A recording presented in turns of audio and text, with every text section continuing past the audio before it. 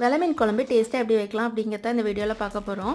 அதுக்கு சின்ன வெங்காயம், கருவேப்பிலை, கொஞ்சமாக சீரகம், 2 ஸ்பூன் மிளகாத்தூள், 2 ஸ்பூன் மல்லித்தூள் போட்டு நல்லா வணக்கி எடுத்துக்கலாம். இது நல்லா வணங்கினதுமே நம்ம தனியாக பேஸ்ட் மாதிரி எடுத்து அரைச்சி வச்சுக்கலாம். இப்போ கொஞ்சமாக புளியை கரைச்சி நான் மண் சட்டியில் தான் குழம்பு வைக்க போகிறேன், அதில் ஆட் பண்ணிக்கிறேன். ஆல்ரெடி நம்ம அரைச்சி வச்சுக்க பேஸ்ட்டையும் அந்த புளியோடமே நம்ம ஆட் பண்ணி நல்லா கலந்து விட்டுக்கலாம். வேணுங்கிற அளவுக்கு மஞ்சத்தூள் ஆட் பண்ணிக்கலாம், வேணுங்கிற அளவுக்கு உப்பும் நம்ம ஆட் பண்ணிக்கணும்.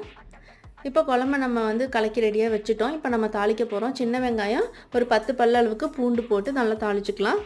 ஒரு 3 தக்காளி நான் ஆட் பண்ணியிருக்கேன்.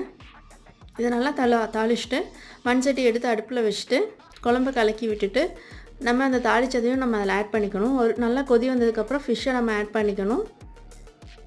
ஃபிஷ்ஷை நம்ம சிம்லேயே வச்சு நல்லா குக் பண்ணிக்கலாம். ஒரு 5 மினிட்ஸ் அளவில் சீக்கிரமாக குக் ஆகிடும். குக் ஆனதுமே சூடான வெலை மீன் குழம்பு ரெடி ஆகிடும். ரொம்ப டேஸ்ட்டாக இருக்கும்.